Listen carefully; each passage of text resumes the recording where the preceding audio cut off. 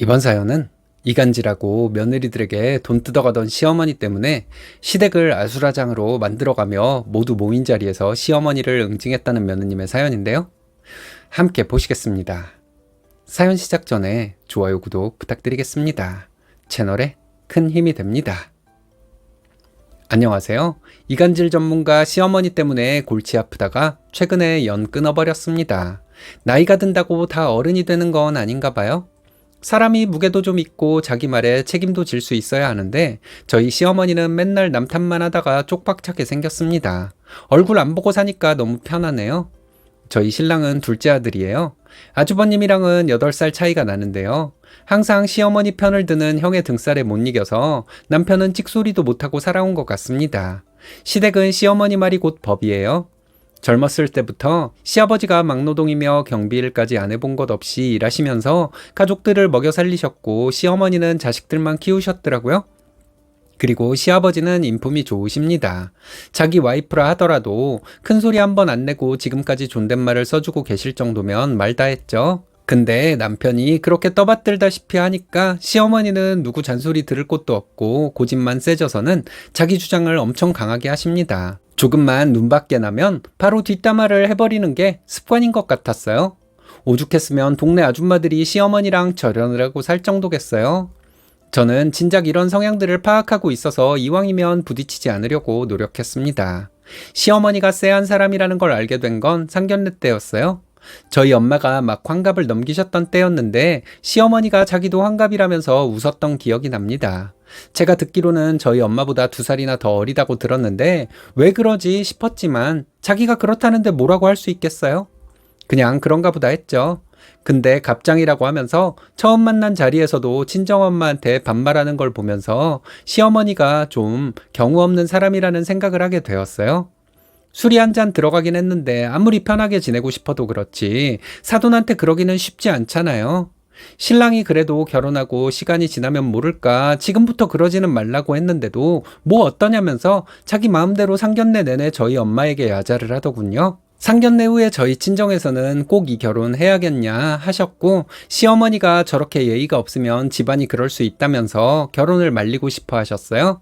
지금 생각해보면 그때 그 말을 듣고 그냥 안 했으면 좋았을 텐데 싶네요. 근데 콩깍지가 씌어있을 때니까 그 말이 들릴 리가 있나요? 그냥 술이 한 잔 들어가니까 그렇겠지 했죠. 결혼을 하고 나서는 한 번도 좋은 분위기에서 시댁에 다녀온 적이 없는 것 같아요. 가기만 하면 돈을 아껴 써야 한다. 남편 뒷바라지를 할 생각을 해라. 너희 형님은 살림을 못해서 아주 가산을 다 탕진하고 있다 하면서 이리저리 잔소리를 합니다. 특히 형님 욕을 많이 했어요. 형님이 전문대를 나와서 치위생사로 일을 하고 있었거든요. 저는 그것도 가정 형편이 좋지 않으니까 빨리 취업을 해야 해서 그렇다고 들었는데 시어머니는 항상 무식한 여편네라고 했습니다. 자기 아들하고 급도 안 맞는 애랑 결혼을 시켜놨더니 집안 물을 흐린다면서 저한테도 그런 애랑 어울릴 생각하지 말라고 하는 겁니다. 제가 듣기로는 아주버님이 보증 잘못 써서 1억 정도 까먹었다고 들었거든요. 형님은 그런 거에 군소리도 안 하고 살고 있는데 시어머니가 형님에 대해 그렇게 말을 하니까 좀 어이가 없었어요. 그래도 내색을 안 하고 있었는데 나중에 알게 된 게 형님한테도 똑같이 제 욕을 했더라고요. 어쩐지 형님이 저한테 톡톡 쏘는 듯한 말투로 말하고 눈도 잘 안 마주치려고 하길래 원래 성격이 좀 내성적인 편인가 싶었는데 그게 아니라 시어머니가 저를 완전 양아치에 질이 안 좋은 사람으로 만들어 놓았던 거였습니다. 학교 다닐 때 공부도 안 하고 남자들이나 만나면서 술 마시고 다닌 애, 발랑 까져서 돈만 보고 결혼하고 싶어 하는 애로요. 진짜 전혀 사실이 아닌 이야기들로 제 이미지를 망가뜨려 놓고 제가 시어머니 얼굴만 보면 돈 달라는 소리를 해서 시어머니는 자기가 못 살겠다고 했답니다. 형님은 그것도 모르고 자기 살기도 힘드니까 혹시라도 제가 자기에게 돈 빌려달라고 할까봐 멀리 떨어져 지내려고 했던 거예요. 근데 이걸 어떻게 알았냐면 이번 시어머니 생신 준비를 하면서 형님하고 대화를 한 게 계기였습니다. 아주버님이 무슨 바람이 들었는지 이번에는 자기가 식당 예약을 하겠다고 하더라고요. 저희도 절반 정도 되려고 하고 있었는데 소고기집에 가려고 하다가 갑자기 삼겹살집으로 장소를 변경하는 겁니다. 그리고 명품 가방이랑 코트도 하나 사드린다고 하더니 그것도 싹 없애고 그냥 가을옷만 사드리고요. 저는 굳이 두 집이 같이 보탤 거면 한번 해드리는 거 좋은 거 하는 게 낫지 않겠냐 했더니 형님 말 작은 집에서 돈 내기 싫다고 시어머니한테 그랬다고 해서 일부러 조정한 건데 왜 그러냐고 하더군요. 그러면서 참다 하는 말인데 왜 그렇게 시어머니한테 자기 이야기를 안 좋게 했냐고 우리가 뭐 돈돈거리는 집인 줄 아냐 하는 식으로 이야기하길래 무슨 말이냐 그런 적 없다고 했죠. 알고 보니 뒤에서 다 그렇게 시어머니가 이간질을 하고 있었던 거예요. 거의 분기마다 한 번씩 저희 집을 도와줘야 한다면서 형님네에서 200~300만 원씩 타다 쓴 거 있죠. 형님은 작은 집이 얼마나 어려운 줄 모르겠는데 이건 아니라는 식으로 이야기를 하길래 사실대로 다 말을 했어요. 저한테도 맨날 형님 욕했다. 그리고 돈 한 푼도 받아본 적 없다. 이렇게 말했습니다. 우리가 이렇게 대화하지 않았으면 서로 오해만 하고 지냈을 수도 있겠다고 하니까 처음에는 거짓말인 줄 알다가 형님도 이간질인 걸 눈치채고는 억울해 하셨어요. 너무 어이가 없어서 어떻게 할까 하다가 주말에 다 모이는 날 말을 꺼내봐야겠다고 계획을 했습니다. 남편에게도 여차저차 우리가 지금까지 형님네 이렇게 비춰지고 있었고 시어머니가 우리 욕을 그렇게 많이 했다더라. 상견례 때부터 지금까지 시어머니는 아나무인 자기 하고 싶으신 대로 하는데 나는 도저히 이대로는 스트레스 받아서 못 살겠다 했습니다. 제 말을 듣고 남편도 심각하다 생각했는지 이번에 정확하게 말하고 다시는 이런 일 없도록 해보자고 했습니다. 분명 중간에 아주버님이 시어머니 편을 들 건데 그때 중간에서 잘 말해야 한다고 하고 시댁으로 갔어요. 이날은 원래 정기적으로 모여서 식사하는 날이기도 하고 시아버지께서 경비를 하시면서 쉬는 날이기도 해서 날짜를 맞춰서 간 거였어요. 집에 가니 시어머니는 왜 이제야 왔냐면서 또 며느리들을 잡기 시작했습니다. 미리 와서 음식이고 뭐고 장만할 생각을 해야지 늦게 와가지고 굼뜨게 일할 거냐며 잔소리를 해댔죠. 6시에 밥을 먹을 거 생각해서 4시에 가도 이 난리를 피웠습니다. 저는 시어머니의 구박을 무시해버리고 조용히 음식을 하면서 때를 기다렸어요. 그렇게 둥그렇게 앉아서 밥을 먹고 있는데 형님이 눈치를 보시는 것 같았습니다. 먼저 저희 핑계대면서 형님에게 돈 뜯어낸 걸 형님이 말하기로 했었거든요. 근데 우물쭈물 말을 못하는 것 같길래 그냥 제가 질러버렸어요. 형님이랑 그동안 말을 잘 안 했는데 최근에 친해지게 되었다면서 그러고 나니까 몰랐던 사실이 있는데 저희가 너무 힘들어서 어머님이 형님네에서 돈을 조금씩 모아주셨냐고 물었죠. 그랬더니 시어머니가 깜짝 놀라면서 기침을 해대고 시아버지는 무슨 소리냐고 하셨습니다. 아버님, 형님이 3개월에 한 번씩 300만 원 정도를 어머님한테 주셨나 보더라고요. 저희 주신다고 그랬던 것 같은데 저희는 아직 받은 적이 없어서 언제나 주시려고 하는지 궁금하네요. 그러자 시어머니는 무슨 말이냐 자기는 모르겠다 하며 발뺌을 했고 저는 이왕 말이 나온 김에 형님네 제가 생양아치에 술이나 먹고 다니는 애라고 하신 게 사실이시냐고 큰 소리로 물어봤어요.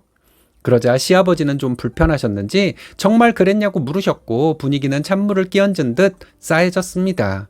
다들 아무 말도 못하고 있길래 이어서 말을 했어요. 시어머니가 형님은 급이 안 맞는 며느리라고 하셨는데 양옆으로 색안경 끼고 며느리를 보는 것 같고 시어머니가 앞에서 하는 말이랑 뒤에서 하는 말이 너무 달라서 뭐가 진짠지 모르겠다고 했습니다. 그랬더니 시어머니 얼굴이 불그락부르락해지면서 우리끼리 그냥 흘러가는 듯이 한 말을 왜 굳이 꺼내서 이 사단을 내냐고 하더군요. 나 참 웃겨서 이간질은 본인이 해놓고 왜 우리한테 뭐라고 하는지 제가 막 쏘아대니까 아주버님은 기분이 안 좋았는지 가족끼리 꼭 다 모인 자리에서 이렇게 해야겠냐 이게 재수씨가 바라는 가족이냐고 했습니다.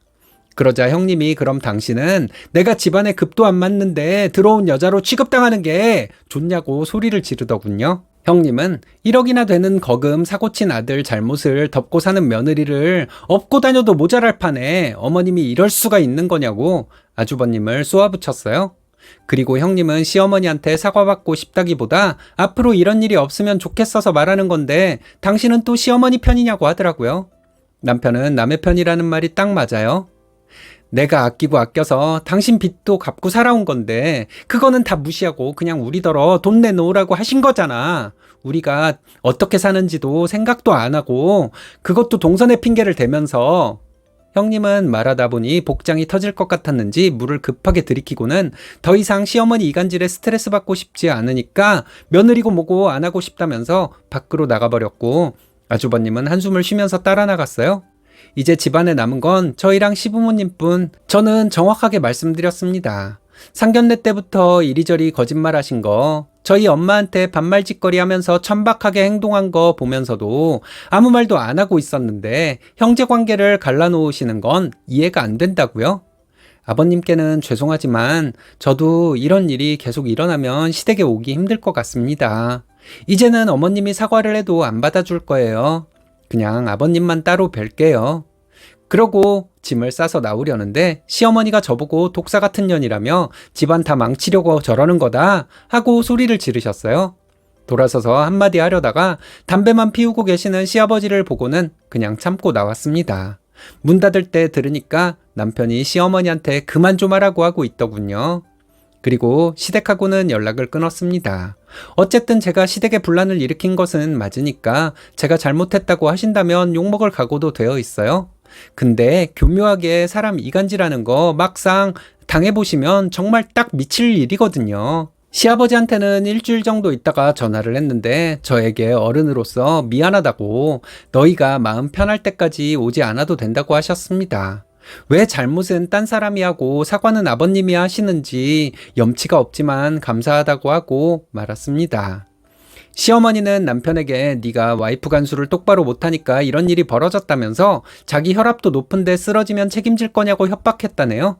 자기가 한 일을 그대로 받는 건데 왜 또 아들 탓을 하시는 건지 이 말 듣고 아직도 정신 차리려면 멀었구나 싶었습니다. 대신 저는 형님하고 엄청 가까워졌어요.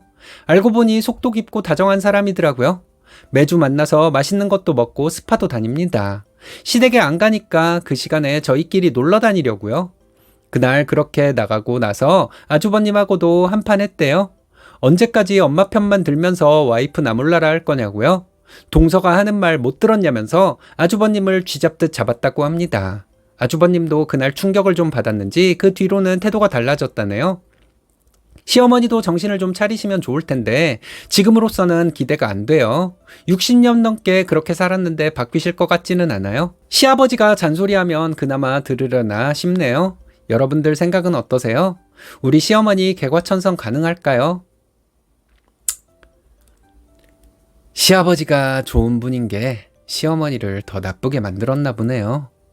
사람이 못돼야 할 때는 못된 것이 착한 건가 봅니다. 착하게 산다는 건 분명 예리한 현명함을 수반해야 가능한 일인 것 같습니다. 시어머니처럼 못돼 처먹은 사람들 때문에요.